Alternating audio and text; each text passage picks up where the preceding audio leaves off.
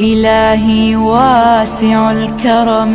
ورب البيت والحرم إليك أتيت منكسرا. kulanti waxaana wanaagsan daawadayaal halkan waa janalka bixinta garaadka carruurta haddii taa marka hore soo booqato janalkeena ha ilowin subscribe adig kadibna aad furida calaamada gambaleelka si kuu soo gaaraan qisooyinka jimcada siina gaarsiisa asxaabtaada oo jecel qisooyinka adiga ku sheer gareynaa baraha bulshada maanta waxaan idin haynaa qisadii Cuseyr qaybteeda labaad la socod wanaagsan. السلام عليكم ورحمة الله وبركاته. لقصدين وحينا ميسي باري صلابتي قريهن للدسي اللوين وحو قدري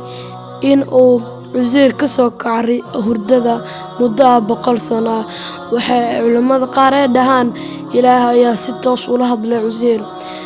كوانا حيدان ملائكة يا لهذا الشيء لكن سيدان أنا قصان وشي كينينو ملائكة يا ويمن waxaanu ku dhahday Cuseyr waa uu yaabay markii uu malaa'igtii hadalkeedii maqlay malaa'igtii ayaa ku dhahday imise ayaa meeshan jiiftay Cuseyr ayaa ugu jawaabay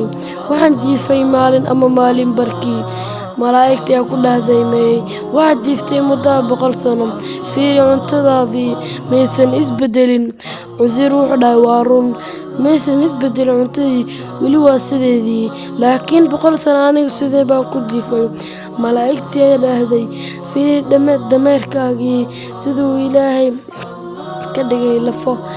Cuseyr waxa uu fiiriyay dameerkiisii asigoo haddana sii naxay waayo wuxuu dameerkiisii oo nool Cuseyr waa uu yaabay wuxuu dhahay dameerkaygii waa lafo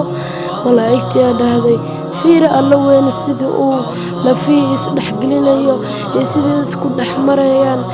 iyo sida mid walba booskeedu u tagayso haddana fiiri sida maqaarkii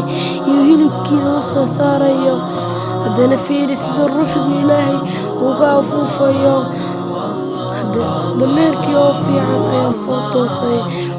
malaa'igtii ayaa dhahday hadda maxaad garatay Cuseyr ayaa dhahay waxaan ogaaday inuu alla weyn wax walba uu sameyn karo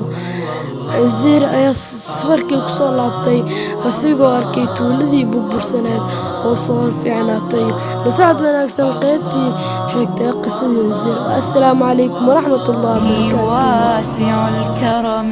ورب البيت والحرم إليك أتيت منكسرا